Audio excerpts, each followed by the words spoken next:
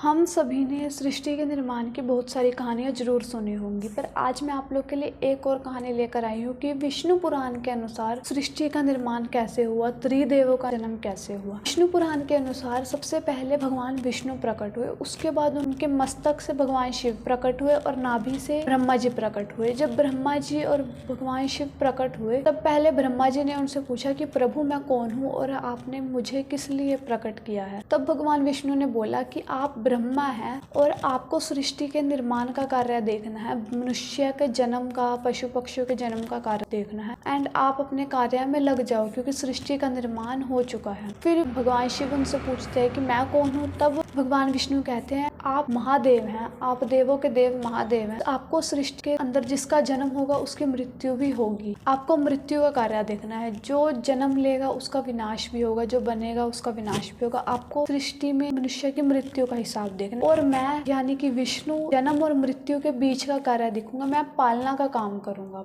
तब विष्णु जी ब्रह्मा जी और महेश जी को ये सब बोलते थे, तब वो दोनों अपने अपने कार्यों में लग जाते हैं। तब विष्णु जी अपने यहाँ से भुजा से माता लक्ष्मी को प्रकट करते हैं। तब माता लक्ष्मी उनको प्रणाम करके कहते हैं कि प्रभु सब कुछ जब आप कर सकते हो तो मेरी क्या जरूरत थी, मुझे प्रकट करने की क्या जरूरत पड़ी। तब भगवान विष्णु ने बोला कि ना स्त्री के बिना हर एक पुरुष अधूरा है और जब जब धरती पर हमारा नाम लिया जाएगा सबसे पहले तुम्हारा नाम लिया जाएगा फिर मेरा नाम लिया जाएगा, इसलिए हम लोग लक्ष्मी नारायण बोलते हैं। तो ब्रह्मा जी और महेश जी अपने अपने कार्यों में लग जाते हैं। तो ब्रह्मा जी सबसे पहले 4 ऋषि बच्चों को प्रकट करते हैं जो ब्रह्मा जी के मानस पुत्र भी माने जाते हैं। ब्रह्मा जी ने जो 4 ऋषि बच्चों को प्रकट किया था जो ब्रह्मा जी के मानस पुत्र माने जाते हैं, उनके नाम है सनक, सनंदन, सनातन और सनंद। इनके बाद ब्रह्मा जी ने 7 ऋषियों को प्रकट किया जिनको इस धरती पर अलग अलग जगहों पर जाकर ज्ञान फैलाने को कहा ताकि जब मनुष्य आए तब उसे इस सृष्टि पर ज्ञान मिल सके। उसके बाद ब्रह्मा जी ने 2 स्त्री और पुरुष बनाए, मनु और शत्रुपा करके, उन्हें धरती पर भेजा और अपने वंश को आगे बढ़ाने को बोला। तब मनु और शत्रुपा का एक पुत्र हुआ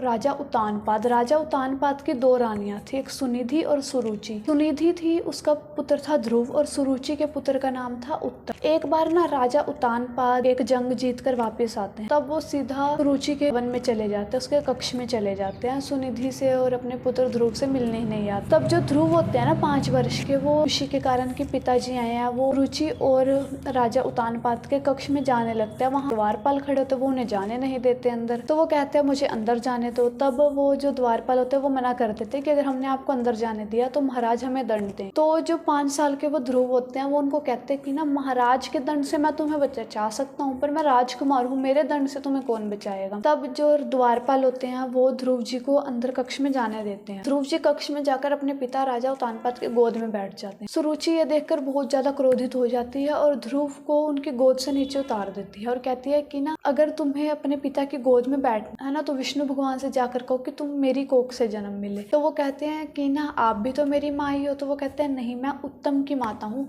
अगर तुम्हें अपने पिता की गोद में बैठना है तो तुम जाकर भगवान विष्णु ध्यान करो।